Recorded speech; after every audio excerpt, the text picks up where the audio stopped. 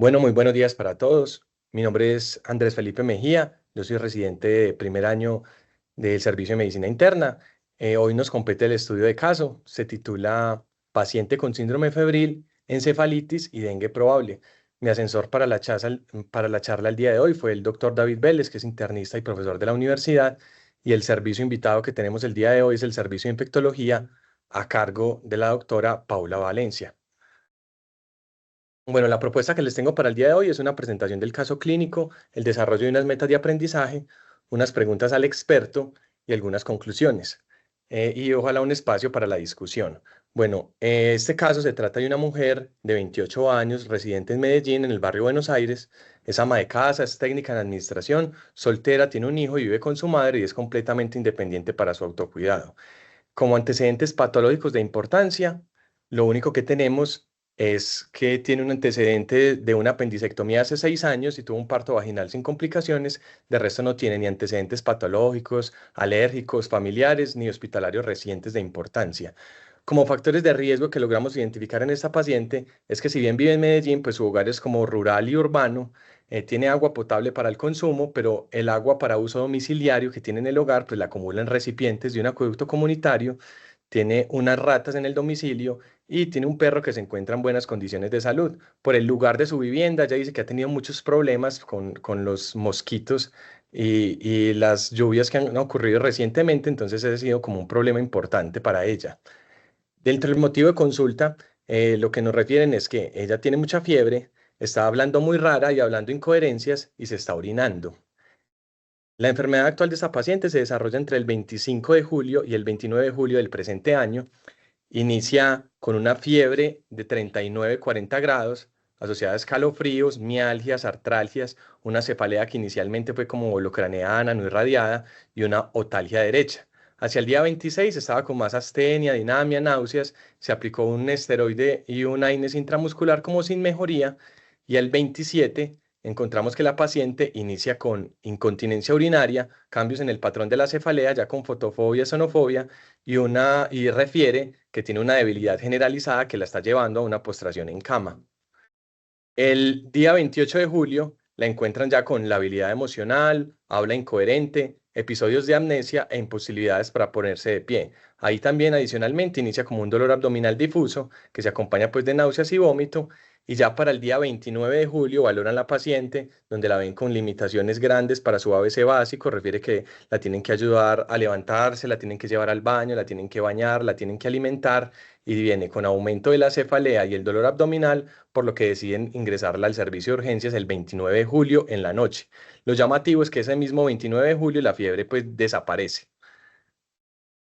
Al ingresar al servicio de urgencias del Hospital San Vicente, pues encontramos una paciente que tiene unos signos vitales dentro de la normalidad, que al examen físico no tiene adenopatías, no tiene bocio, la auscultación cardíaca y pulmonar no tiene ningún hallazgo relevante, como un leve dolor a la palpación en el hipocondrio derecho. Las extremidades están sin edemas, no le vemos brote en la piel, sin derrame articular y clínicamente pues no impresionaba ictérica. Dentro de los hallazgos que se pudieron encontrar al examen neurológico, pues tenemos una paciente que tenía un Glasgow 15 de 15, que no tenía como una focalización neurológica clara, pero que sí se veía somnolienta, bradilálica, bradipsíquica, refieren que tenía una rigidez de nuca que refieren como terminal y un Jolt test que aumentaba la cefalea. Por ese relato pues de la otalgia le hicieron una otoscopia, que en la otoscopia no tenía ninguna alteración y a la revisión por sistemas no encontraron ningún hallazgo de importancia.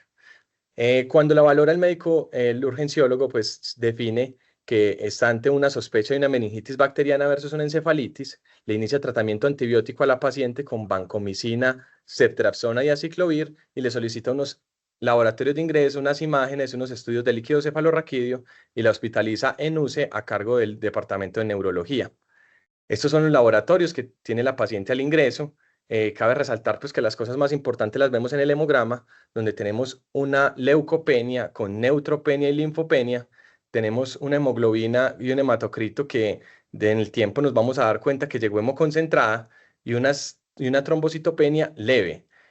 Adicionalmente, como positivo, encontramos una elevación de las transaminasas, especialmente la AST, y y dentro de los otros hallazgos, pues tenemos unas pruebas de coagulación normal, un ionograma que está normal, una función renal que no tenía alteraciones, unos gases arteriales sin acidosis metabólica, una prueba de embarazo negativa, una CPK por la clínica de la debilidad que tenía que estaba normal, y se le solicitaron una prueba de VIH que descartó pues, que la paciente tuviera VIH y unos hemocultivos que iban a las 24 horas negativos, pero que terminaron pues hasta los 5 días negativos. Cabe aclarar que los exámenes que no tuvieron alteraciones al ingreso durante la evolución de la paciente permanecieron muy estables. Este es el líquido cefalorraquídeo que se le solicitó a la paciente, que es un líquido cefalorraquídeo en agua de roca, que en el citoquímico encontramos un citoquímico que está perfecto, pues con cero leucocitos, sin eritrocitos, con unas proteínas y una glucosa normal, y los estudios microbiológicos que se le pidieron de ingreso, como el BRL, la tinta china, la PCR para Mycobacterium tuberculosis, las baciloscopias, el cultivo de aerobio y el cultivo de micobacterias, pues salieron negativos. Y se le pidió una PCR múltiple de Fil-Array, donde aquí tenemos estos 14 patógenos que se detectan con esta prueba, algunas bacterias, virus y también un hongo, y mirar que los que tenemos mayor importancia para esta paciente en este momento son mirar que no tenía citomegalovirus, que no tenía enterovirus en ese líquido cefalorraquídeo y que el virus del herpes simple 1 y 2, al igual que el herpes humano tipo 6, estaban negativos, la varicela zoster también negativa. Se le pidió un rayos X que no tenía ninguna alteración y una tomografía de cráneo simple que también reportan como normal. Al día siguiente la valora el servicio de neurología y con los hallazgos que encuentran deciden descartar una meningitis bacteriana, se suspende el manejo antibiótico, solicitan una resonancia magnética y un electroencefalograma de 6 horas para mirar si hay algunos cambios de encefalitis y se preguntan otros diagnósticos, a ver si de pronto la paciente podría tener una enfermedad reumatológica o algún diagnóstico alternativo, por lo cual interconsultan al servicio de medicina interna y al servicio de dermatología. Esta es la resonancia de electroencefalograma que se le solicitó a la paciente, son una resonancia en electroencefalograma normal, pero les quería traer este dato que salió en el Clinical Radiology, en el cual, si bien la sensibilidad para la tomografía en encefalitis es aproximadamente el 80% y la sensibilidad de la resonancia del 95%, esto se va es por los hallazgos en el lóbulo frontal y temporal que se encuentran los pacientes que tienen encefalitis por virus del herpes simple, que cuando uno encuentra estos hallazgos, la especificidad de estos hallazgos para asociarnos a esta etiología es hasta cercana al 100%. Pero cabe resaltar que cuando son etiologías diferentes a las infecciosas, como las autoinmunes, o son infecciosas no virus del herpes simple, la sensibilidad de la resonancia es hasta menos del 30%. Y al igual, definir entre una resonancia normal y anormal para unos neuroradiólogos expertos, como los que contaron en este estudio en Inglaterra, pues también es difícil. Miremos que tenemos un cociente kappa que tiene un valor de 0,59, que es moderado y que deja también mucho que decir de la prueba, y entender que el electroencefalograma, pues cuando es un paciente que no tiene encefalitis por herpes simple, pues la sensibilidad también es muy baja. Entonces, resumamos lo que tenemos hasta el momento. Tenemos una paciente con un síndrome febril agudo, una sospecha de una neuroinfección que parece una encefalitis, una visitopenia en los laboratorios de ingreso con elevación de transaminasas y las imágenes y las pruebas para detectar microorganismos que le hemos solicitado a los pacientes están negativas. Entonces, para continuar con el abordaje, pues la primera meta que nos ponemos de aprendizaje es eso, mirar en esos pacientes con síndrome febril, sospecha de encefalitis y que los hallazgos de laboratorio y imagen no nos sugiere una etiología específica, cómo enfocar a estos pacientes. Entonces, primero, definir el síndrome febril agudo en Colombia, que es muy importante saber que este tema se debe estudiar particularmente en la localización en la que nos encontremos, porque nosotros tenemos varias consideraciones muy particulares. Esto se define como que, bueno, la fiebre en el síndrome febril agudo es una fiebre de inicio repentino de menos de 7 días. Para términos prácticos se definió entre pacientes entre 5 y 65 años y que tengan ausencia de un foco infeccioso aparente que me explique la fiebre. Porque es muy importante saber de esto, porque en el territorio nacional, más o menos en el 85% del territorio nacional, hay circulación de 60 enfermedades infectocontagiosas que tienen un pronóstico muy variable, desde infecciones que se resuelven solas hasta infecciones que causan la muerte. Entonces, este es un estudio que les traigo del doctor Arroyave, que se publicó en el 2013. Este es el grupo de inmunovirología de Medellín, en el cual hicieron un análisis etiológico de esos síndromes febriles no palúdicos en 3 municipios de Antioquia, y ahí encontramos que la presencia de leptospira, dengue, rickettsia, son las etiologías más importantes, que también tenemos hantavirus en nuestro medio, y que llamaba la atención también que habían hasta 13 casos de coinfecciones, en especial coinfecciones dengue leptospira, coinfecciones dengue rickettsia. Entonces, bueno, para el enfoque del síndrome febril agudo, lo primero que hay que definir claramente es si estamos al frente de un síndrome febril agudo malárico o no malárico, porque esto va a cambiar mucho el enfoque en nuestros pacientes, porque la malaria, nos vamos a dar cuenta que aparece en todos los grandes síndromes, que es una enfermedad que es muy prevalente en nuestro medio y que tenemos unas pruebas diagnósticas que tienen una muy buena sensibilidad y especificidad para detectarlas, y que el hecho de detectar la malaria rápidamente hace que el pronóstico y empezar un tratamiento oportuno hace que el pronóstico de estos pacientes sea mucho mejor. Entonces, aquí enfocamos al paciente, se le pide una gota gruesa, la gota gruesa fue negativa. Entonces ya empezamos a hacer como el enfoque. La revista de Infecto colombiana nos sugiere que deberíamos enfocar el síndrome febril en el compromiso que tengan los diferentes sistemas. Entonces, si el paciente debuta con un síndrome exantemático, pues estas son las etiologías más importantes para pensar, que no es el caso de la paciente porque no referimos exantema.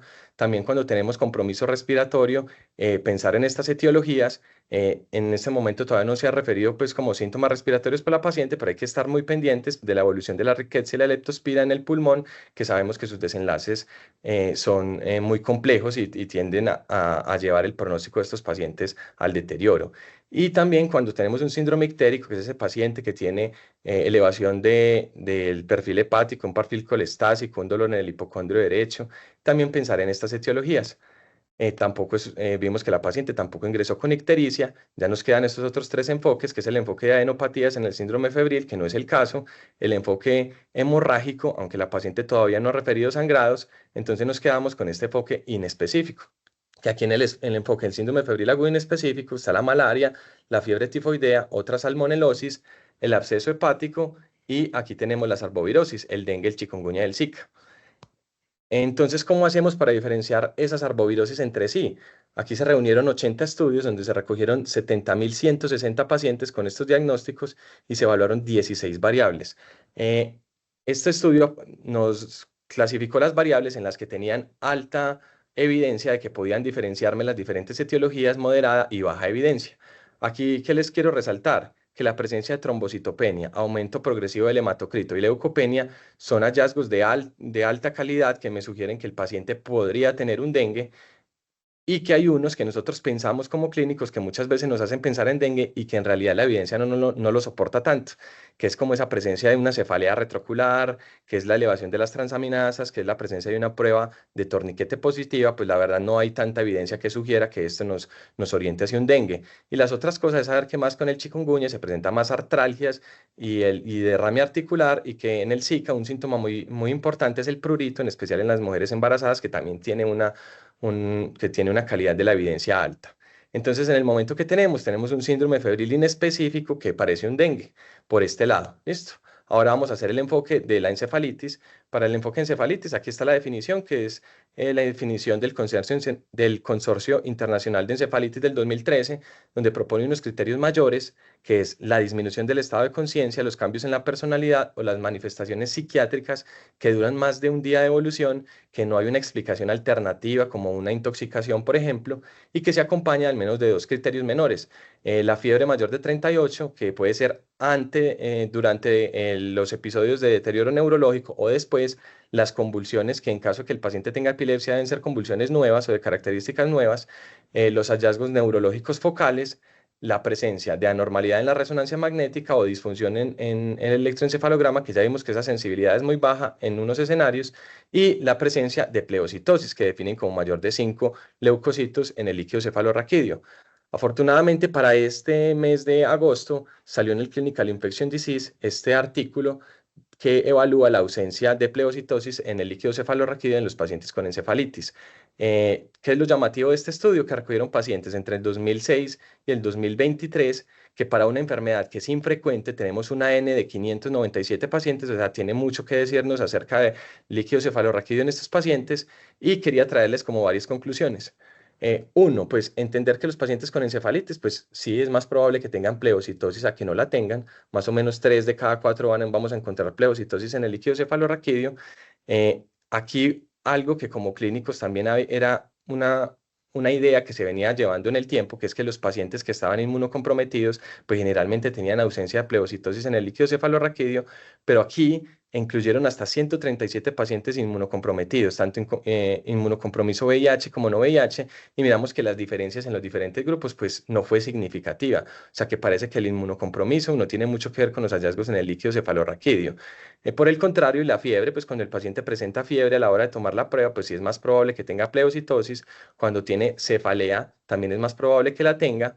Y me pareció algo muy llamativo, que es cuando los pacientes se quejan de quejas de la memoria, generalmente tienen ausencia de pleocitosis en el líquido.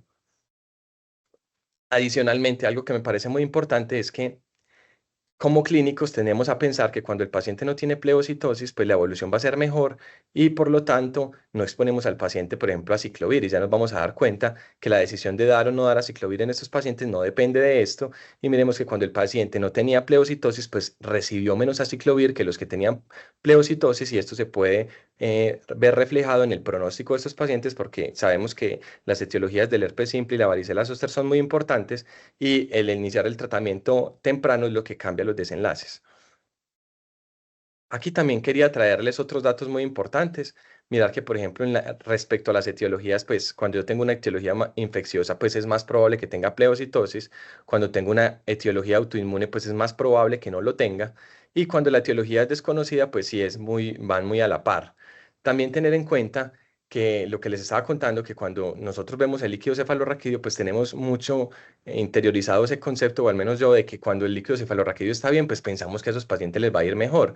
Pero miremos que el porcentaje de ingreso a UCI no hubo diferencias entre los dos grupos, la mortalidad tampoco hubo diferencia entre los grupos y los días de estancia hospitalaria pues fueron muy similares. Entonces miremos que la verdad la pleocitosis no se está comportando como el factor pronóstico que pensamos y esto abre campo pues como a pensar en nuevas estrategias que nos lleven a mirar cuál va a ser el pronóstico de estos pacientes desde una forma temprana.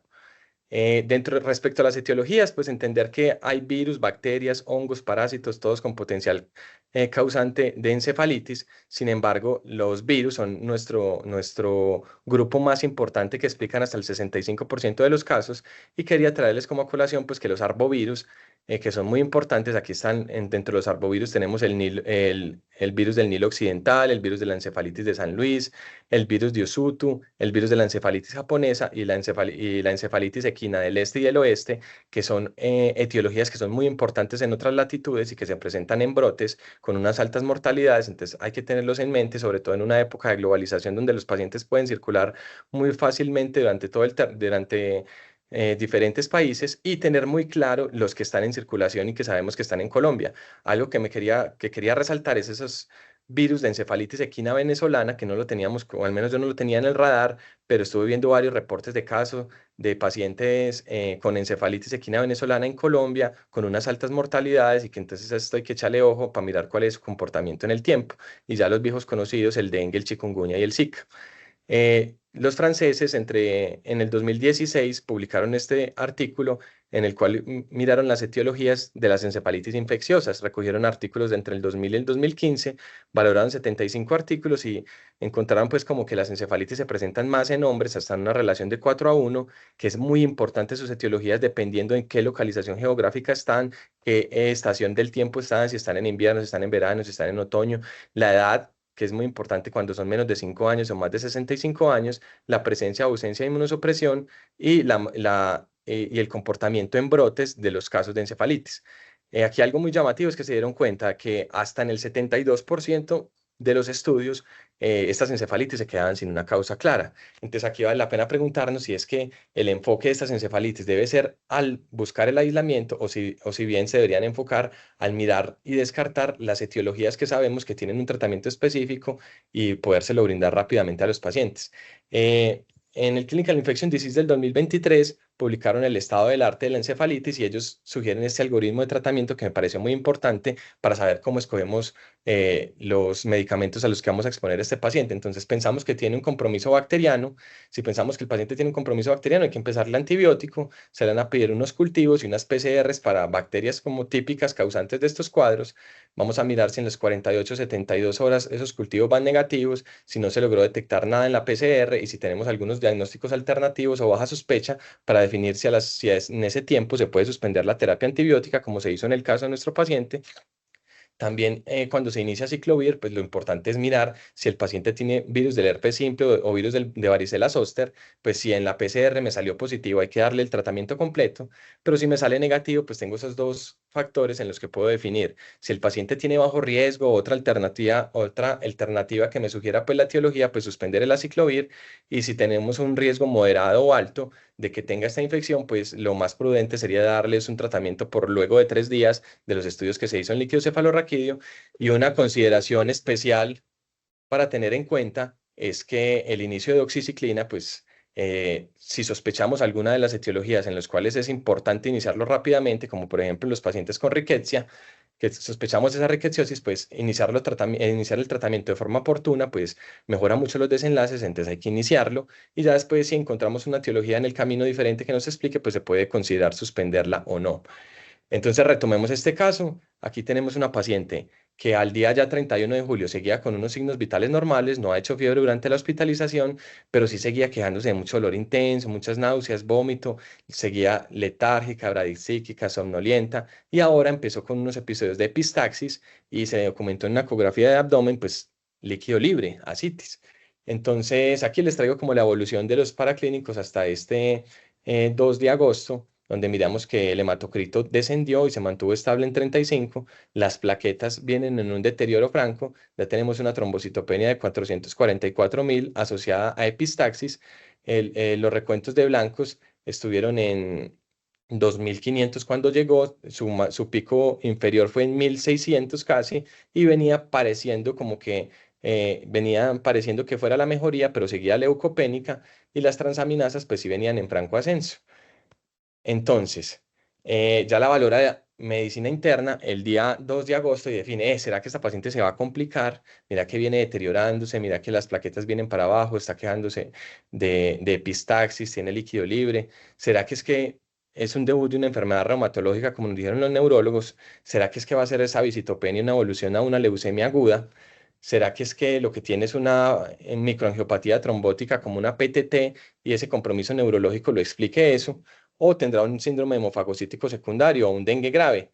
Para eso, pues se solicitaron varios pools de laboratorios. Primero, pues quería mostrarles el perfil reumatológico, que todo fue negativo, y esto sumado a una revisión por sistemas que no sugería ningún otro compromiso y una evolución muy aguda de la paciente, pues se descartó que esto pudiera ser asociado a la etiología que tenía. También se le pidió un perfil infeccioso donde se descartaron las hepatitis virales, donde pues estaba la gota gruesa que se descartó, la infección por VIH, y se le pidió una serología para leptospira que fue negativa.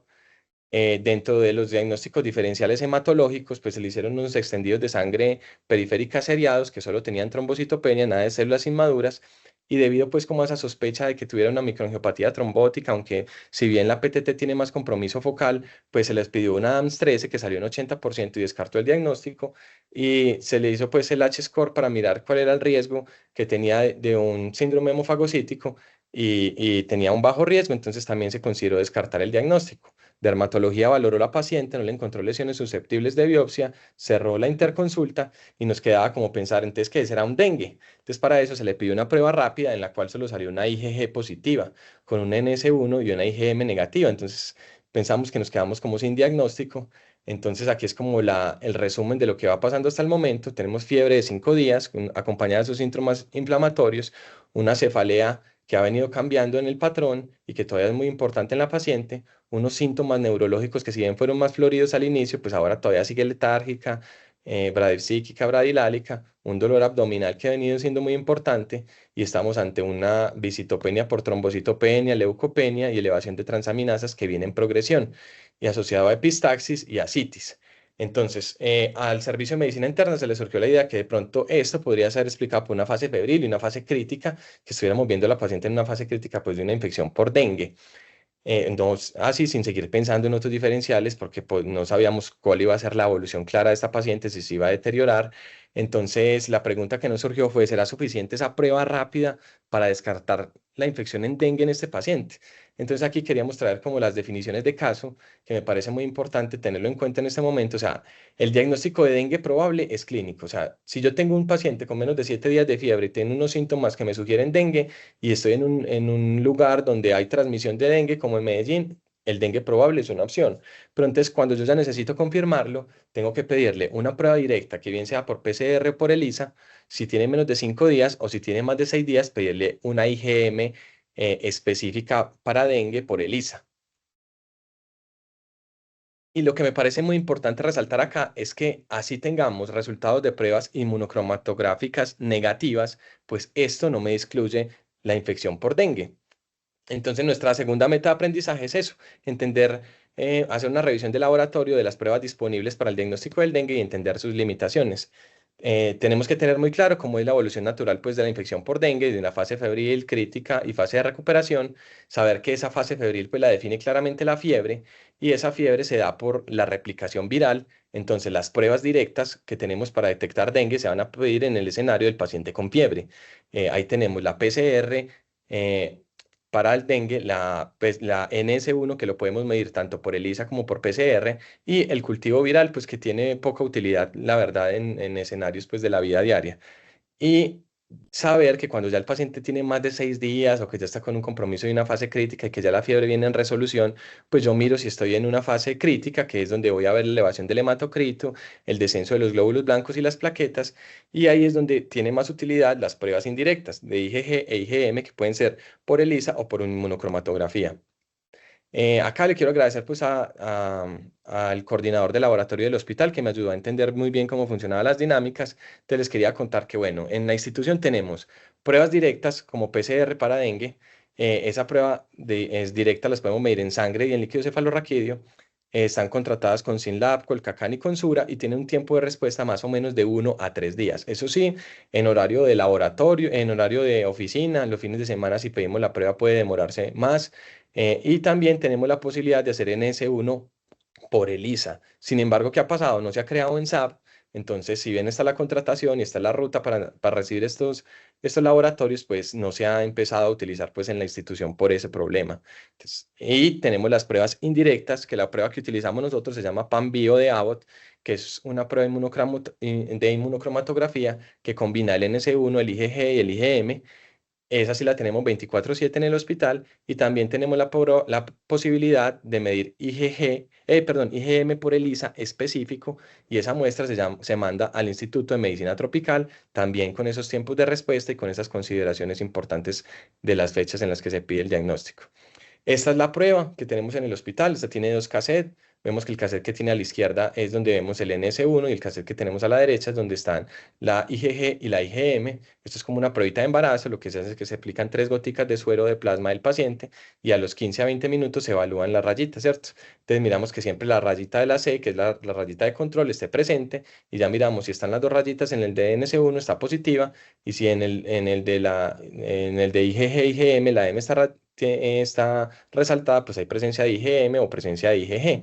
Pues esto se ve muy fácil, pero y la técnica pues del laboratorio es muy fácil, pero a la hora de interpretarlos no es tan sencillo. Inclusive encontré varios artículos de cuál era la concordancia de los diferentes bacteriólogos para leer esas pruebas cuando uno la ve así muy oscura, es muy sencillo, pero cuando la ve muy clarita y les queda a uno muchas dudas, y uno cuando se va a revisar los estudios se dan cuenta que muchas de esas pruebas las tienen que repetir, que muchas de esas pruebas quedan como indeterminadas porque la verdad no es tan fácil. Estos son los perfiles de sensibilidad y especificidad que muestra la prueba en la página de internet de Abbott. Entonces uno mira eso y uno dice que es una maravilla, 92% de sensibilidad, 98% de especificidad. O sea, una prueba muy buena. La verdad es que no muestran las referencias de los artículos donde sacaron esos perfiles. Entonces, les quería traer esta revisión sistemática y metaanálisis que se hizo en Brasil en el año 2020, en el cual recogieron 3.791 publicaciones, de las cuales 57 cumplieron las especificaciones para ser incluidas. Es muy importante que se recogieron hasta 18 artículos de Sudamérica y un artículo colombiano, y ahí compararon el rendimiento de las pruebas rápidas con las pruebas del gol estándar. Entonces, vamos a ver cómo le fue a nuestra prueba de PAN-Bio para NS1. Miremos que la sensibilidad dista mucho de lo que refieren ellos en su página. Miremos que tenemos una sensibilidad hasta del 54%. La especificidad, pues es una especificidad buena en esta prueba. Miremos cómo le fue a la IgM. La IgM, miren que encontramos hasta escenarios en los cuales la sensibilidad de la IgM por prueba rápida es hasta de un 41%. Y en el mejor de los escenarios, que fue el estudio de Sri Lanka, tuvo una sensibilidad del 70%, que sigue siendo muy bajita. Y los perfiles de especificidad, pues sí fueron buenos en estos pacientes. Miremos el combinado, que aquí es algo muy importante, que aquí aportamos nosotros pacientes para este metaanálisis, con el estudio de Martínez Vega en el 2009 que se hizo en Colombia, que recogió 100 pacientes. Aquí encontramos que para nosotros, para esta prueba en especial, el PAN-Bio, tenemos una sensibilidad del 52%, muy baja, y una especificidad del 84%. Acá se reunieron pues como el combinado de todos los estudios para establecer para la prueba en especialmente de PAN-Bio cuál era la sensibilidad y la especificidad, y miremos que les dio que el resultado combinado era de un 56% y que fue muy similar al hallazgo que encontramos en Colombia, y la especificidad combinada fue del 94%, también muy similar a la que encontramos. Entonces damos cuenta que tenemos una prueba que está validada en Colombia, que los resultados se repiten en lo que se da en el mundo. Entonces sabemos pues cómo se comporta bien en nuestro territorio. Aquí hicieron como la combinación aquí se hizo el reporte pues de todos los hallazgos que se encontraron de esta prueba diagnóstica, y algo que les quería resaltar era que cuando yo aumento la prevalencia de mi enfermedad entre 25, 50 y 75%, el rendimiento de la prueba mejora muchísimo. El rendimiento de la prueba mejora muchísimo, y es por eso que las recomendaciones de estas pruebas rápidas son para los países como Colombia, en los cuales tenemos una alta endemicidad, una prevalencia de la infección por dengue muy alta, y eso hace que esta prueba tenga un mejor rendimiento. Pues tenemos que entender que Colombia es muy diverso, que tenemos diferentes lugares. Por ejemplo, nosotros tenemos circulación de dengue en Medellín, pero no podemos asemejar nuestra prevalencia a ciudades como Cali, a ciudades como Ibagué, a municipios como los de la costa atlántica, en los cuales la prevalencia es muy alta. Entonces, interpretando todo esto y haciendo pues como un análisis muy crítico, pues el Servicio de Medicina Interna decidió solicitar una prueba de IgM específica. Aquí tenemos como la primera pregunta que le hacemos al experto es, desde su experiencia, aquí está la profe Paula, es decirles como qué estrategia nos recomiendan seguir en estos pacientes con casos de dengue probable, en los cuales necesitamos hacer un diagnóstico más preciso. ¿Y qué opina pues de esa IgM que le pedimos a la paciente? No sé si la doctora Paula esté por aquí. Sí, sí, ya estoy por acá, me oyen, ¿cierto? Sí, doctora. Bueno, buenos días. Muchas Buenos gracias porque días. está excelente la revisión. Mira, digamos que precisamente porque hay dificultades con las serologías, estas enfermedades infecciosas y hemos aprendido con otros patógenos, eh, todo es muy dinámico y todo depende mucho del momento en que los pacientes se presentan, ¿cierto? Como la gran mayoría de pacientes con dengue se presentan más o menos entre el sexto y el séptimo día, que es donde empieza la fase crítica, termina el brote, termina la fiebre y empiezan las complicaciones, la gran mayoría de los dengues probables van a llegar en un momento en donde el diagnóstico desafortunadamente debe ser casi que serológico, ¿cierto? Entonces, lo que está recomendado en los protocolos y lo que tenemos en la página web del hospital es que toda persona que tenga una sospecha de dengue, que tenga menos de 5 días de síntomas y que tenga las pruebas rápidas negativas, se le debe hacer una PCR, ¿cierto? Ahí el punto es que esa PCR, recuerden que sí, puede ser que sea viernes y que nadie vaya a procesar la muestra hasta el lunes o martes, pero recuerden que como estos son exámenes sensibles al tiempo, usted sangra al paciente en el momento en que quiere la prueba, ellos guardan la muestra y luego se envía. Porque entonces a veces pasa es que, no, eso no lo va a procesar nadie, dejémoslo para el lunes, pues 2 días después esa PCR va a ser negativa, ¿cierto? Segundo punto, en las infecciones con dengue secundarias, es decir, si la mujer tuvo, por ejemplo, un antecedente de dengue en el pasado, eh, la sensibilidad del antígeno NS1 y de la PCR cae, porque al haber inmunidad preexistente, esa viremia es más corta y por lo tanto el NS1, que es un antígeno viral, también puede tener un rendimiento diferente. Y de ahí que hay un grandísimo reto en el diagnóstico de dengue. Pues tú ya ilustraste las deficiencias que hay con las pruebas serológicas. Entonces, Entonces, técnicamente tú haces la prueba rápida. Si la prueba rápida es negativa y la sospecha persiste, no hay otra etiología o estás sospechando un dengue grave, tienes que pedir una PCR en los primeros 5 días, que en el hospital por ahora está muy fácil pedir y la verdad es que el tiempo de respuesta no es malo. Si estás después del 6.º día, entonces lo que tienes que hacer es pedir una ELISA específica para IgM, porque la sensibilidad de la ELISA es mucho mejor que la sensibilidad de la prueba inmunocromatográfica para la IgM. Si eso es negativo, tú no puedes decir que el paciente tiene dengue confirmado, que es lo que ocurrió en este caso. Puedes decir que en ausencia de otros diagnósticos más fuertes o con cuadros clínicos más sugestivos de otra cosa, pues tienes un dengue probable, como ustedes están diciendo. Uno de los grandes problemas que tenemos con dengue es que ella tiene una IgG positiva desde que llegó y esa IgG positiva puede ser o que tiene inmunidad humoral a dengue del pasado, es decir, hace 5 años o 10 años le dio dengue y esa IgG está ahí persistente, o que en este momento tiene un dengue grave asociado a una infección secundaria por dengue. Pero en nuestro medio eso es básicamente imposible de demostrar porque para hacer ese diagnóstico tú tendrías que hacer una prueba cuantitativa de IgG en el momento en el hospital y luego 4 semanas más tarde hacer otra prueba de IgG cuantitativa y comparar qué tanto subieron los títulos. Y hasta donde entiendo, ayer que hablé con el referente de dengue de Antioquia, esas pruebas no están disponibles, ¿cierto? En los estudios de investigación donde evalúan grandes cohortes en donde han logrado mostrar que las infecciones secundarias son las que más se asocian a dengue grave, han hecho otras pruebas pruebas de neutralización del virus y cosas y recursos mucho más complejos de montar de manera comercial. Entonces, desafortunadamente, aquí estamos como en un limbo, ¿cierto? En donde tienes una presentación inusual, porque tiene unos síntomas neurológicos muy prominentes, una presentación inusual de una enfermedad muy prevalente, porque recuerden que en este momento estamos en un brote de dengue muy, muy grande, ¿cierto? La incidencia de dengue en este periodo del año es 1000 veces mayor, ¿cierto? Subió un porcentaje de 1000% comparado con el mismo periodo del año pasado. Entonces la prevalencia es muy alta, pero tenemos una presentación muy inusual de la enfermedad que sospechamos. Y en este caso no es posible decir que tenemos un dengue confirmado. No sé, de pronto no me extiendo más para que tú puedas continuar con la discusión.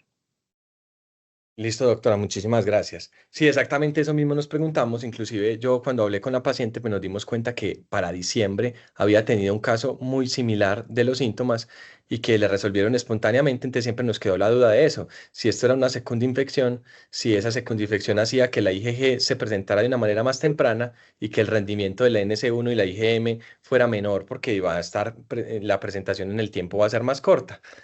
Pipe, Bueno. Pipe, recordemos estas alternativas que tendríamos cuando las pruebas rápidas son negativas, es decir, la PCR en los primeros 5 días, ¿qué sensibilidad tendría?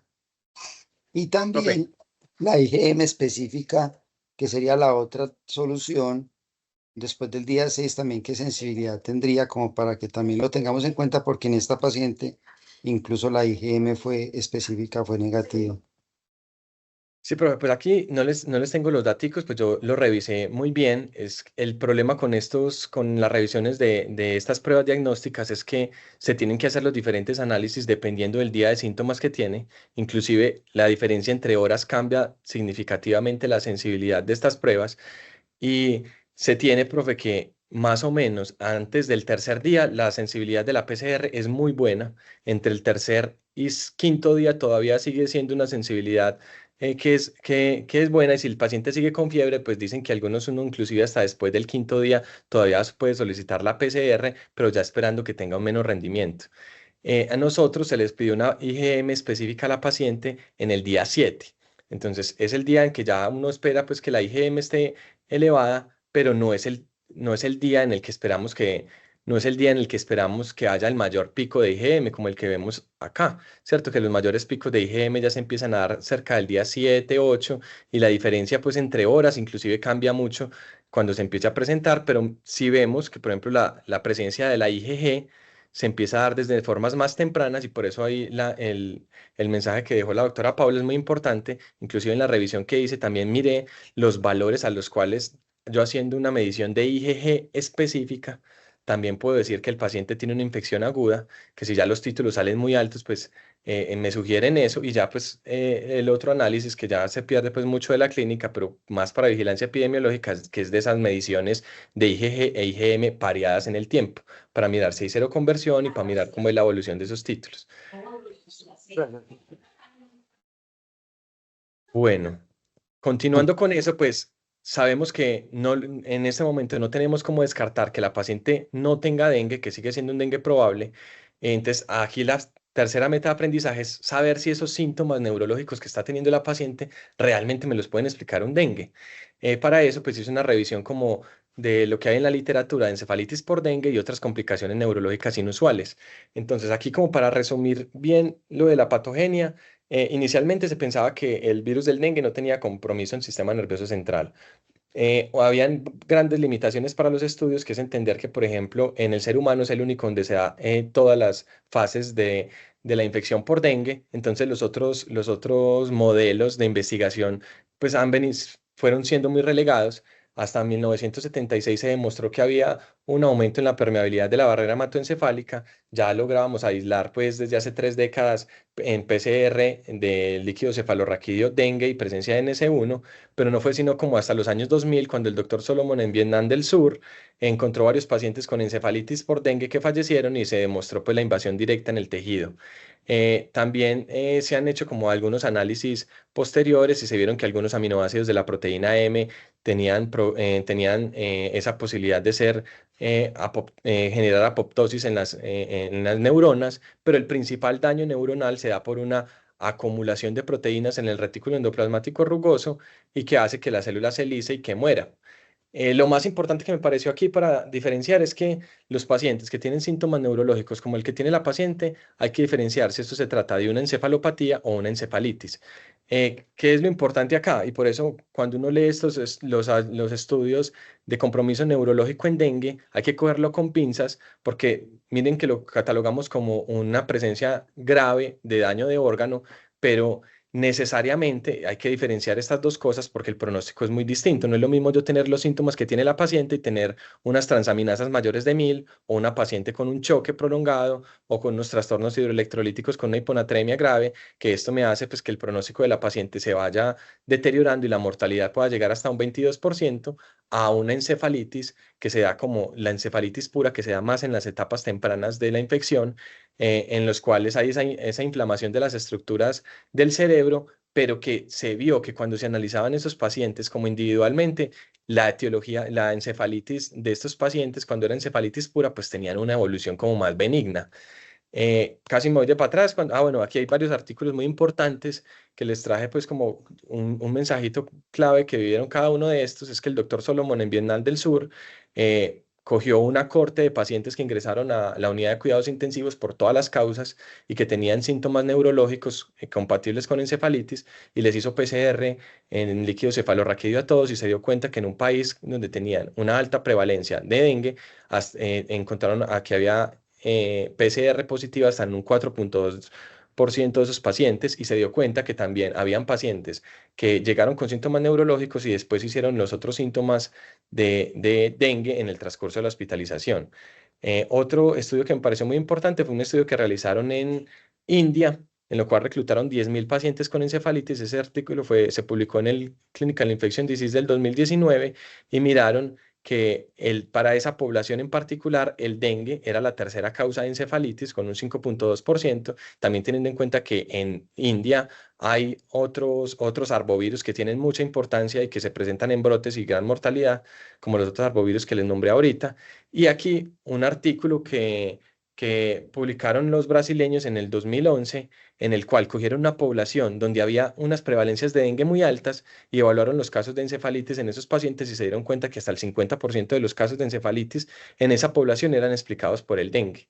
Entonces, miremos que lo más importante es saber bien cuál es nuestra población, cuál es la presencia, pues, cuál es la prevalencia que tiene el dengue en esa población en particular y irlo a buscar, porque si nos damos cuenta, no pensamos en dengue porque los estudios de encefalitis que hacemos pues son de otras latitudes donde tienen unos problemas diferentes, pero nosotros estamos pasando por una pandemia en el dengue, pues los picos de dengue están como dijo la doctora, pues hasta 1000 veces se aumentó la prevalencia del dengue. Entonces, aquí también me pareció una cosa muy importante, algo que yo desconocía, es que el compromiso, los otros compromisos que puede generar el dengue es muy extenso. Miremos que se lo separé como en varios grupos.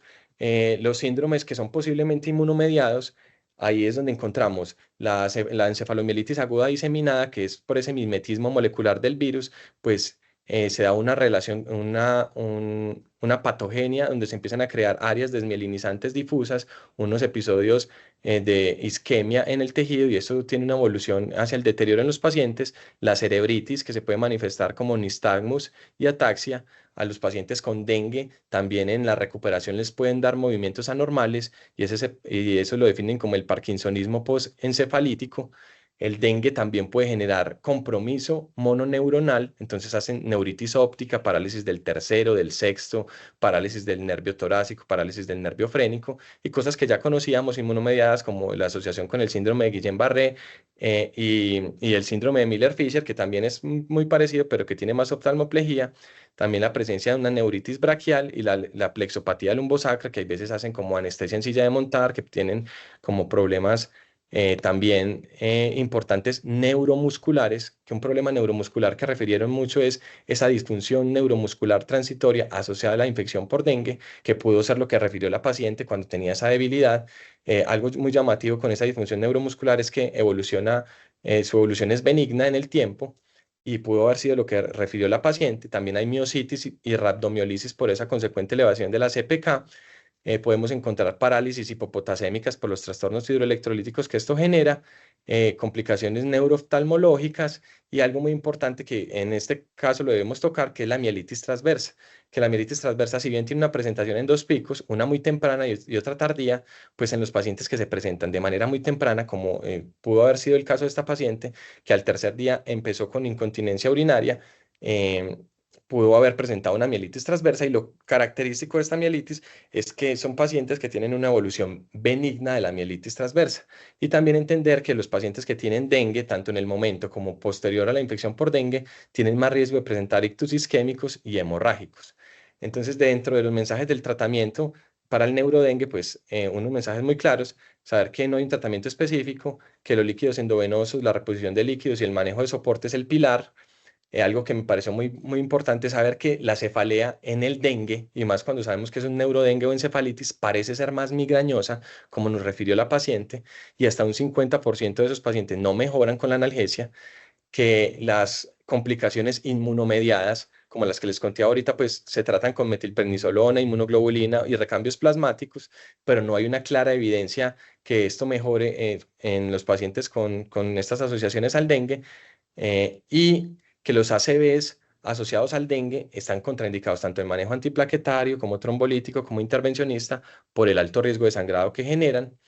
Y que cuando tenemos un paciente que tiene una encefalopatía, pues hay que corregir los trastornos metabólicos que llevaron al paciente a esto, a ver si mejoramos la mortalidad y saber que los pacientes que tienen sangrado grave, pues solo se debe transfundir plaquetas en los pacientes con sangrado grave, porque si no, esto empeora los desenlaces, aumenta el tiempo de estancia hospitalaria y que la disfunción muscular transitoria del dengue, pues solo requiere manejo de soporte que va mejorando con los días, que puede haber sido lo que le pasó a esta paciente. Perdón.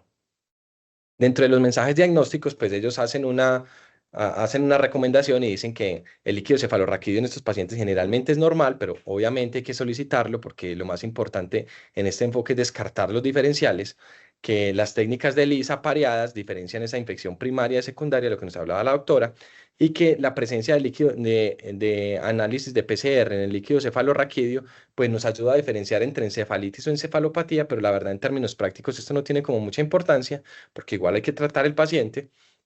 Y en la mayoría de los casos, pues lo que yo logré concluir de estos mensajes diagnósticos es que lo importante no es confirmar dengue, sino mirar que el paciente no tenga un diagnóstico diferencial que sea potencialmente tratable y que yo necesite darle el tratamiento de una forma más oportuna para evitar las complicaciones en esto.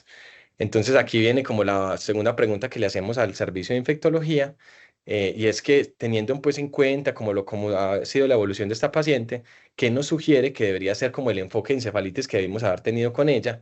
Y también preguntarle así como qué utilidad piensa que pueden tener estos estudios en líquido cefalorraquídeo o como en qué escenarios lo solicitaría.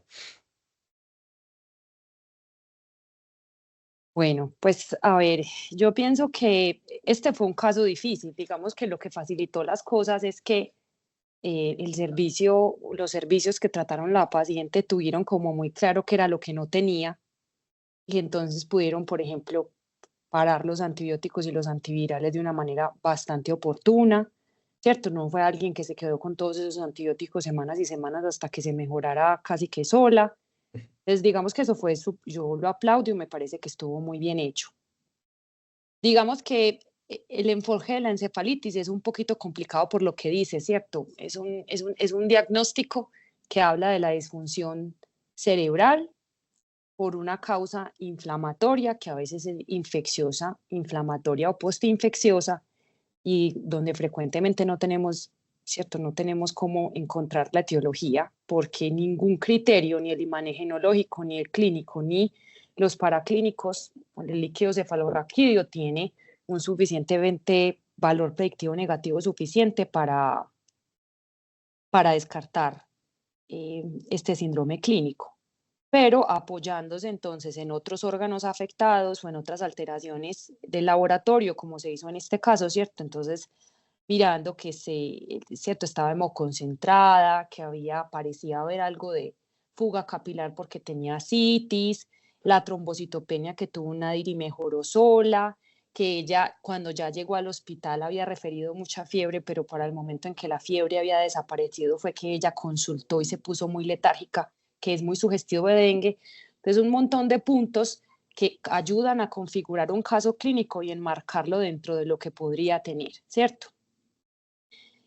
En este caso, por ejemplo, digamos que la principal causa de una encefalitis infecciosa tratable, que puede ser potencialmente mortal, en realidad es la infección por el virus herpes simple, ¿cierto? Una cosa ya a detallar es que, por ejemplo, la PCR que está, o el primer que tiene la PCR múltiple del panel de meningitis, no tiene una sensibilidad lo suficientemente alta para descartar el diagnóstico por completo, ¿sí? En este caso, habían otras cosas que hacían muy improbable una encefalitis por herpes, que es, después de enterovirus, una causa muy importante de encefalitis, pero que es importante, uno, porque es tratable y dos, porque cuando ocurre causa una morbilidad increíble, ¿cierto? Muchas personas mueren y quedan con secuelas muy graves.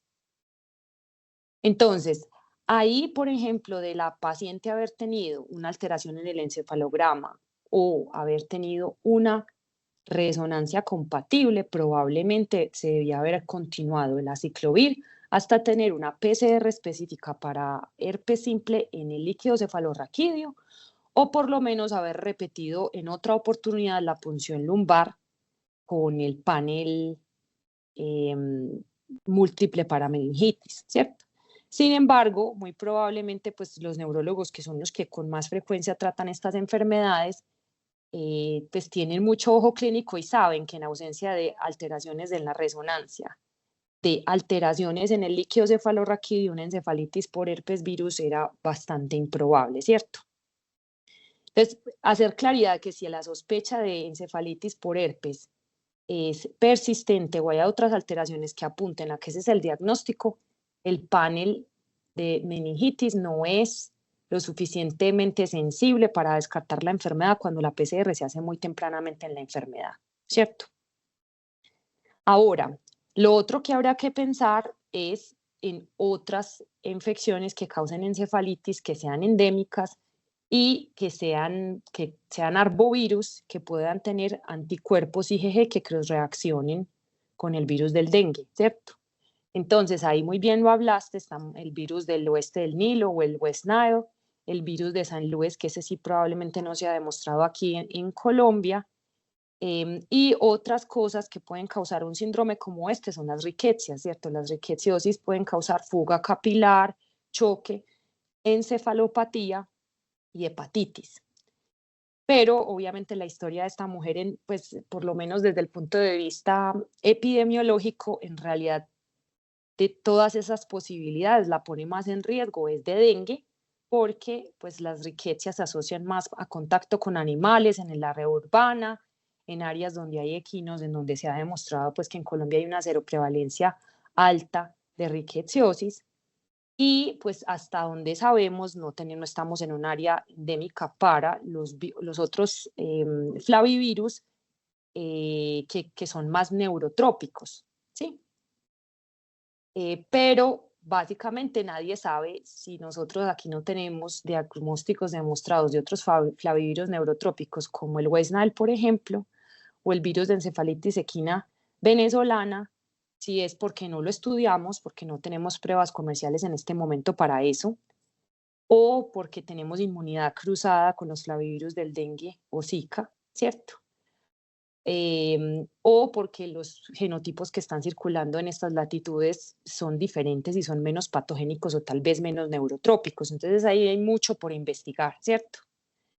Entonces yo creo que en este caso, por el contexto epidemiológico, es más probable que ella tenga una enfermedad muy prevalente con una presentación infrecuente, es decir, que tenga un dengue grave con una manifestación neurológica, a que tenga una enfermedad infrecuente, ¿cierto? Con una presentación típica, como lo serían otros arbovirus o como serían riquecias, pero la verdad es que es muy difícil saber, pues, en realidad qué fue lo que tuvo la paciente, ¿cierto? No sé si en el laboratorio departamental o en otras partes nos procesan, por ejemplo, PCRs en el líquido cefalorraquídeo. Yo creo que hubiese sido útil en el sentido de que nos ayudaría a salir de la duda si esta entidad sí se presentó de esa manera, pero pues digamos, como lo dijiste, ya no es muy práctico porque no necesariamente cambia el manejo de la paciente, ¿cierto? Pienso que es mucho más sencillo pedir la PCR en el líquido cefalorraquídeo que pedir serologías, pero si somos puristas, además de haber pedido la PCR en el líquido cefalorraquídeo para dengue, probablemente lo que tendríamos que haber hecho también es estudiar pedir IgM para el virus de encefalitis equina venezolana y para el virus del oeste del Nilo en ese líquido cefalorraquídeo. Sin embargo, en realidad, pues no, esos son enfermedades infrecuentes que no se han demostrado, pero pues también no se demuestran porque no se estudian, ¿cierto? Sí, yo estoy completamente de acuerdo. También es ese análisis exactamente estábamos haciendo. Con Robinson, que es el coordinador del laboratorio, pues le preguntamos si hay la posibilidad institucional de que nos procesen esa PCR en líquido cefalorraquídeo. Pues dice que nunca hemos mandado una muestra, pero que la posibilidad sí está. Pero si somos, pues aquí porque estamos hablando de dengue, pero si somos conscientes, pues deberíamos descartar esas otras enfermedades en las cuales tenemos la posibilidad de dar un tratamiento oportuno. En especial, pues también si sabiendo que el primer para virus del herpes simple pues tiene sus limitaciones, pues también se podría haber pedido la PCR específica para el virus del herpes simple y hacer como un enfoque pues también de otras etiologías. Aquí pues porque parecía ser que fuera un dengue y bueno, siguiendo pues como con el caso clínico, pues lo que nos dio la respuesta fue la evolución, que muchas veces es eso. Toca esperar en el tiempo y uno con estos con estos casos clínicos, pues le toca trabajar con la incertidumbre y mirar cuál es la evolución en el tiempo. Afortunadamente la señora entre el 2 y el 4 de agosto se mejoró completamente el compromiso en sistema nervioso central. Ella dice que al 3 de agosto era otra persona, las familiares la vieron ya dentro de su condición basal normal, el dolor abdominal se fue disminuyendo, la epistaxis resolvió, no volvió a tener episodios de vómito, la trombocitopenia ya ahí sí empezó en ascenso, desde ese día 2 que fue como el día crítico de la trombocitopenia, ya empezó a ascender. y se fue pues como con una trombocitopenia leve, pero que tenía un claro ascenso hacia la mejoría. La leucopenia se resolvió, las transaminasas venían en descenso. Y bueno, pedimos la PCR de la prueba de IgM específica por ELISA, que salió negativa en este caso, pues 7 días de síntomas. Yo me comuniqué con la paciente como 2 semanas después. Ella dijo que pasó pues como los peores días de su vida ahí en la hospitalización, que quería saber qué era lo que tenía. Intentamos como con el servicio de epidemiología mirar a ver si se podía hacer una segunda prueba y mirar si había seroconversión o no de esa IgM, pero no se logró. Entonces lo que conversamos con la paciente fue eso, que probablemente pudo haber sido un dengue, pero en realidad fue lo que estudiamos en este caso, pero pudo haber sido muchas otras etiologías diferentes y que afortunadamente pues tuvieron un comportamiento benigno en la paciente y que pues, pasó sus días maluca en el hospital, pero que igual la evolución de la infección iba a ser hacia favorable. Entonces, les trae como unas conclusiones que yo saqué pues, de lo que pude revisar de este tema, es que saber que la infección del dengue es altamente prevalente en nuestro medio, que el compromiso neurológico todavía sigue siendo desconocido e infradiagnosticado, que las encefalitis virales son un reto clínico lleno de incertidumbres diagnósticas y muchas limitaciones en el tratamiento, que el neurodengue tiene una gran variedad de manifestaciones y los diagnósticos diferenciales son extensos, que el juicio clínico de un internista es indispensable para descartar los diferenciales más importantes y poder dar un tratamiento oportuno si lo tienen, y que hay unas grandes limitaciones diagnósticas para establecer un caso confirmado de dengue. Muchas veces nos quedamos con estos casos en casos probables, por lo cual me parece que debemos hacer como impulsar la implementación de esas pruebas basadas en ELISA para mejorar como la precisión diagnóstica y en el futuro que debemos hacer pues nuestras investigaciones propias de cómo se comporta en nuestro territorio, pues tengamos unos valores más fiables para poder emitir pues como información científica al respecto. Entonces eso es todo lo que les tenía el día de hoy. No sé si hayan algunas preguntas del público. Felipe, yo te quiero felicitar, hombre, por la charla que diste. Realmente para mí fue impresionante. Fue profunda, bien respaldada, con una evidencia clara y organizada. Entonces creo que tu presentación es un gran ejemplo para los R1 que están empezando sobre cómo se debe hacer el estudio de caso. A veces cuando invitamos a un experto que va a hablar 3 veces en la presentación, da como esa impresión a los residentes, eso pasa ocasionalmente, de que puede, entonces que su marco teórico no puede ser a veces muy general y no tan detallado, sin profundizar o sin traer evidencia. Pero entonces pienso que tu charla muestra que no es así. Lo que realmente importa en el estudio de casos es responder bien la meta de aprendizaje. El residente es el que la debe responder. Y luego hacer las preguntas al experto después de haber cubierto ese punto. Entonces, de verdad, hermano, felicitaciones. Qué charla tan buena. Esperemos si hay preguntas. Este casito fue muy interesante. Yo creo que el curso de los acontecimientos fue el que nos llevó a pensar en dengue, incluso desde el día en que tenía las plaquetas más bajas, ¿cierto? Entonces, afortunadamente, pues no salió el diagnóstico, porque también pudo haber tenido otro desenlace. Yo le decía a mi residente eso, hermano, pudo haber tenido otro desenlace, pero afortunadamente fue lo que pensamos, y en ese proceso, pues, varias personas lo vieron y consideraron otros diagnósticos alternativos, y como dijo la doctora Paula, pues se fueron descartando. Doctor, yo tengo una pregunta desde mi tierra. Aló, Sí, aló, doctor, lo escuchamos. buenos días, ¿cómo estás? Yo soy médico y cirujano de la Universidad de Antioquia. Yo vivo acá en Monpós. Resulta que yo he tenido pacientes, evidencias efectivas. Oiga bien, con leucocitos, fiebre de 4 días, dolor de cabeza, vómitos, diarrea, dolor abdominal, dolor en todo el cuerpo. Le hice, oiga bien, le hice el hemograma con recuento de plaquetas y un PCR, pero PCR no específico. Y la plaqueta la tenían, oiga bien, en 20.000, leucocitos en 1.500. Le hice tratamiento, yo le hago terapia biológica que yo hago. Es autotransfusión de células madres periféricas más el aciclovir, sencillo. Y ¿cómo se llama? A las 4 horas después de haberle hecho la autotransfusión de células madres periféricas, baja la fiebre, bajan los síntomas y comienza a comer después. Y si usted le utiliza aciclovir solo o cualquier antiviral solo, no sirve para nada, como si estuviera echándole, ¿cómo se llama? Maíz al pavo. Pero si usted le hace la autotransfusión de células madre periféricas, inoculado, y le, ¿cómo se llama? Y le hace cualquier antiviral, el paciente mejora, y yo le hago el seguimiento. A los 2 días le pido otra vez el hemograma con recuento de plaquetas y las plaquetas van subiendo. Al cuarto día le voy a hacer otro seguimiento y van subiendo hasta los 150, ¿cómo se llama? 50.000 plaquetas. De ahí sí lo abandono. Y los leucocitos salen de 1.500 a 3.000 y después pasan a 5.000. Muchas gracias. Grande Listo. porque he tenido Vamos a darle muchas gracias, hombre.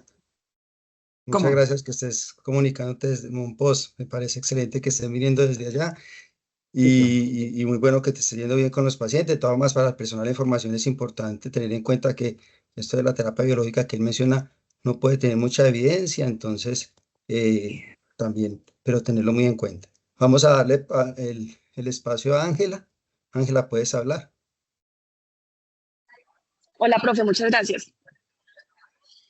Yo quería preguntarle a Andrés, que presentó el caso, ¿qué piensa de pronto de haber hecho pues como los estudios de una enfermedad reumatológica en una paciente que cuando llegó acá al hospital llevaba 5 días enferma? Pues no sé qué piensa pues como de ese, como lo dijeron, perfil reumatológico en una paciente pues con un cuadro febril agudo de 5 días de evolución con pues unos síntomas neurológicos.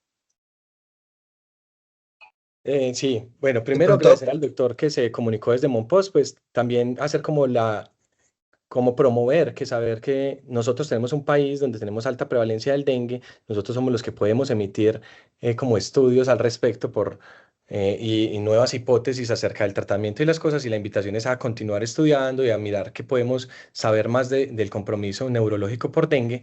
Inclusive pues hay varios grupos de investigación que están estudiando este compromiso en neurodengue. Y la invitación es como a mirar qué están produciendo estos grupos y mirar en qué más cosas podemos contribuir.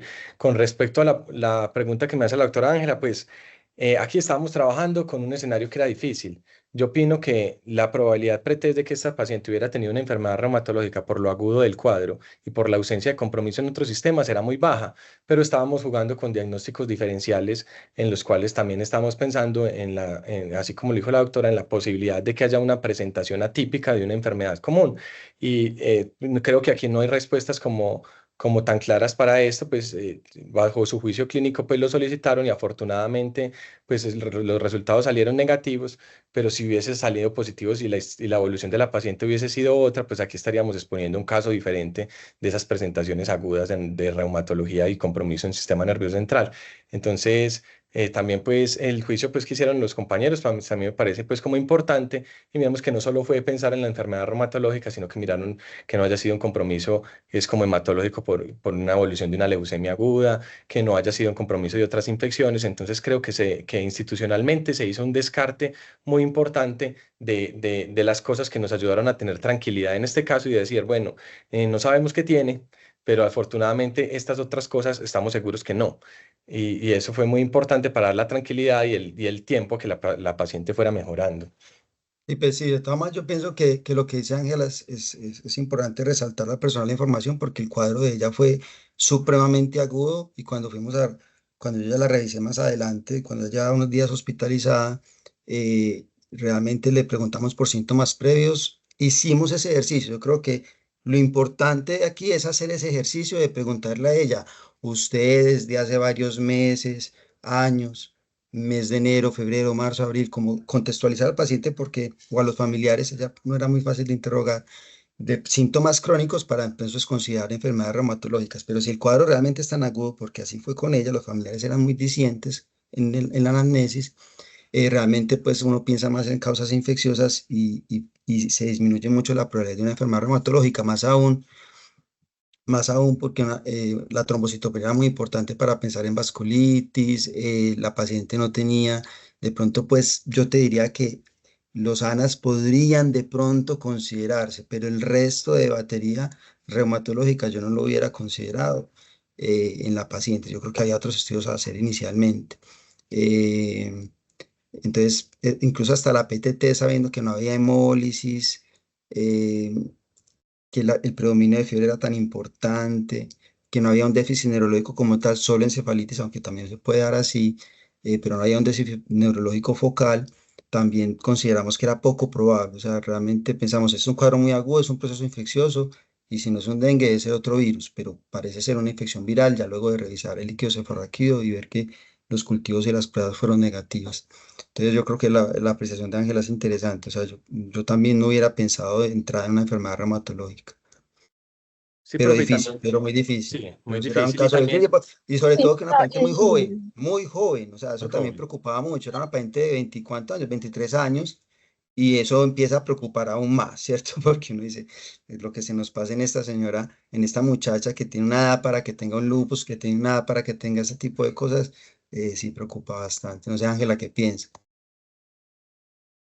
Sí, no, sino que yo pienso que ahí eso sí debe guiar, digamos, la clínica por lo siguiente, pues porque ustedes saben pues que los autoanticuerpos en medio de un proceso infeccioso, sea viral o bacteriano, pues nos pueden dar positivos con diferentes pues patrones y eso puede en algunos casos, digamos, confundir pues como el cuadro clínico de la paciente o un adecuado enfoque.